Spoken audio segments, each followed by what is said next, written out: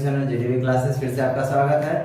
और पिछले वीडियो में एआई का प्रयोग पढ़े थे, इस वीडियो में हम द का प्रयोग पढ़ेंगे। उससे पहले अगर हमारे चैनल पर नए हैं तो सब्सक्राइब कर दीजिए, बेल आइकन को क्लिक कर दीजिए ताकि हमारा वीडियो सभी आपके पास जा सके।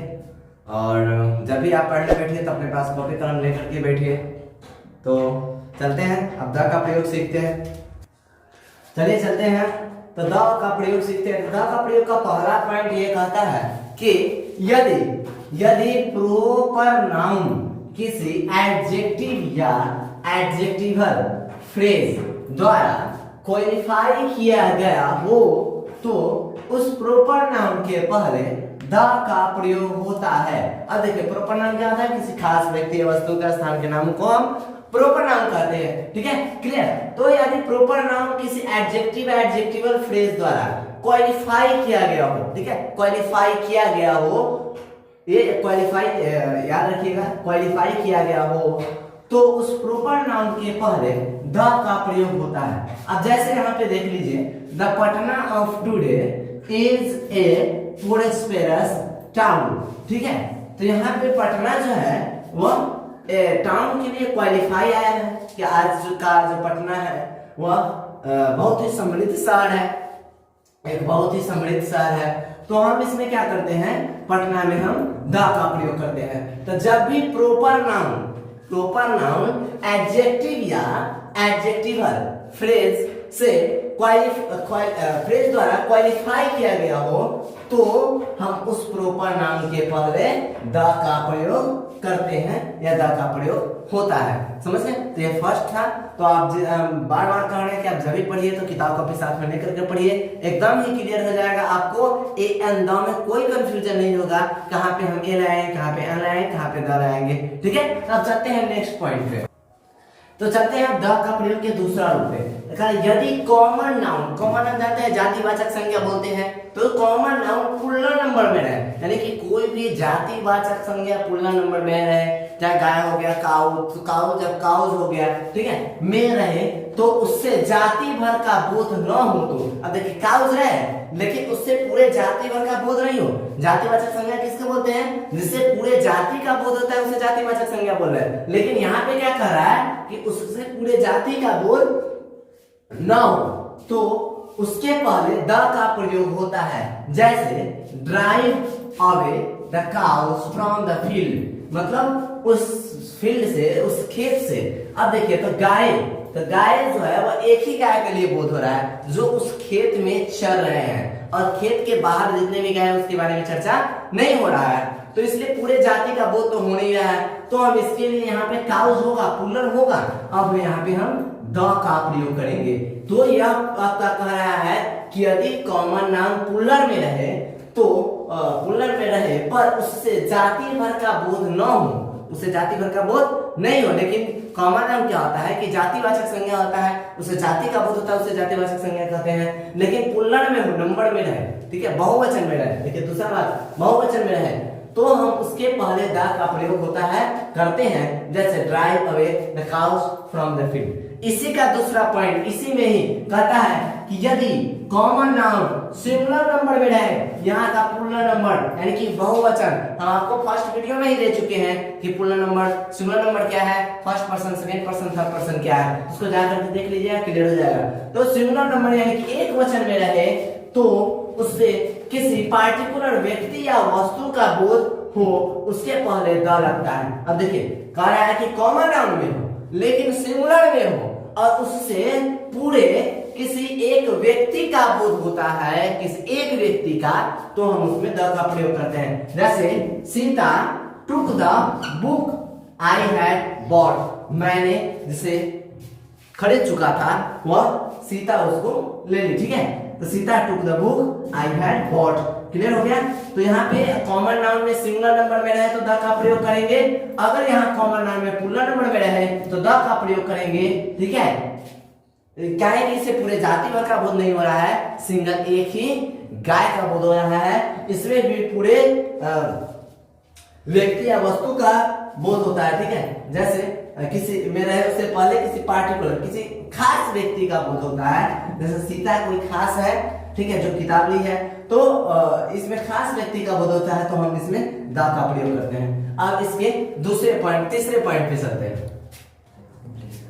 अब तीसरा पॉइंट से पहले कुछ जानते हैं, कुछ एक स्पेशल केस है, ठीक है। तो स्पेशल केस क्या है कि यह याद रखना चाहिए कि सिंगुलर नाउन कॉमन नाउन के पहले, क्या सिंगुलर नाउन कॉमन नाउन के पहले, एक वचन जातिवाचक संज्ञा के पहले ए एन या द लगा देने से कभी कभी प्लूरल नाउन कॉमन नाउन के पहले बिना द लगाए ही जाति भर का बोध होता है। याद रखिएगा, जाति भर का, पूरे जाति का बोध हो जाता है। जैसे इस तीनों जो लिखा हुआ है वह तीनों का मतलब एक ही होता है। जैसे the ass is a dull animal, गधा जो है वह डल एनिमल होता है, डल जानवर होता है। And ass is a dull animal, asses are dull animal. यह तीनों का तीनों सही है, तीनों का तीनों सही है। तो आप हमेशा याद रखिएगा, यह याद रखना चाहिए कि आपको सिंगुलर नाउन के पहले ए एन या द लगा देने से, या कभी कभी प्लूरल नाउन कॉमन नाउन के पहले बिना द लगाए ही पूरे जाति भर का बोध हो जाता है। जैसे कॉमन नाउन के आगे हम द का प्रयोग करते हैं, तो कॉमन नाउन नहीं लगाते हैं, फिर पूरे द का प्रयोग होता है। एन एस, एक गधा, तो पूरे गधे, पूरे जाति का बोध होता है। तो ठीक है, अब चलते हैं, यह आपका नोट्स था, यह आपको ध्यान में रखना है। अब आप तीसरे पॉइंट पे चलते हैं। तो चलिए अब तीसरे पॉइंट पे चलते हैं। कहता है कि यदि एडजेक्टिव, समझिए, एडजेक्टिव के बाद उससे संबंधित नाउन छिपा हो तो उस एडजेक्टिव का प्रयोग कॉमन नाउन की तरह होता है, और वह सिंगुलर नाउन एक वचन रहते हुए भी होल क्लास यानी कि पूरे वर्ग का, होल क्लास को सूचित करता है। ऐसी हालत में उसके पहले हम द का प्रयोग अवश्य करें। याद रखिए कि यदि एडजेक्टिव के बाद उससे संबंधित कोई नाउन छिपा हो तो उस एडजेक्टिव का प्रयोग कॉमन नाउन की तरह होता है, और वह सिंगुलर नाउन रहते हुए भी, यानी कि एक वचन में रहते हुए भी पूरे होल, पूरे क्लास का वह सूचित करता है। ऐसी हालात में उसके पहले द का प्रयोग अवश्य करें। जैसे the rich and the poor, यह पूरे अमीर और पूरे गरीब वर्ग के लोगों के लिए बताता है। समझ गए? तो इसका ये आपका थर्ड पॉइंट है। अब चलते हैं आपने फोर्थ पॉइंट पे। तो आप चलते हैं आपके फोर्थ पॉइंट पे। तो फोर्थ में क्या कह रहा है कि कंपैरेटिव डिग्री के एडजेक्टिव के पहले एडवर्ब की तरह द का प्रयोग होता है। अब देखिए, आपको एक स्पेशल वीडियो बना करके देंगे, वह इंटरचेंजिंग ऑफ सेंटेंस होता है कंपैरेटिव, जिसमें होता है positive superlative, positive comparative superlative, ठीक है। तो कंपैरेटिव के आगे हम द का प्रयोग करते हैं, कब? कंपैरेटिव डिग्री के एडजेक्टिव के पहले एडवर्ब की तरह। किसकी तरह? एडवर्ब। एडवर्ब मींस क्या होता है? क्रिया विशेषण, जो क्रिया की विशेषता बताता है, हम उसे क्या बोलते हैं? क्रिया विशेषण बोलते हैं, एडवर्ब बोलते हैं। An adverb is qualifies a verb, ठीक है, जो वर्ब की विशेषता बताता है। तो जैसे द मोर, ठीक है, clear? The more, the greater, इस तरह से। तो जब कंपैरेटिव डिग्री है उसके आगे हम द का प्रयोग करते हैं। अब देखिए, यही सेम केस सुपरलेटिव में भी होता है। अब कह रहा है सुपरलेटिव डिग्री के एडजेक्टिव के पहले साधारणतः द का प्रयोग होता है, यानी कि हमेशा ही द का प्रयोग होता है। कब? देखिए, कंपैरेटिव में हो या नहीं हो, या कभी नहीं होता है, लेकिन जब सुपरलेटिव में होता है साधारणतः हमेशा ही आपको द का प्रयोग मिलेगा।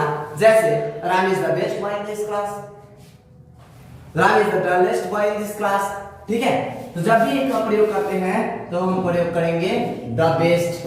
ये आपका सुपरलेटिव डिग्री होता है। आपको बताएंगे, होता है आपको पॉजिटिव होता है, कंपैरेटिव होता है, सुपरलेटिव होता है। उसमें आता है आपको गुड, आता है गुड बेटर, बेस्ट होता है, जो आपको अगले वीडियो में हम आपको देंगे, एक अलग से एक वीडियो बना करके देंगे।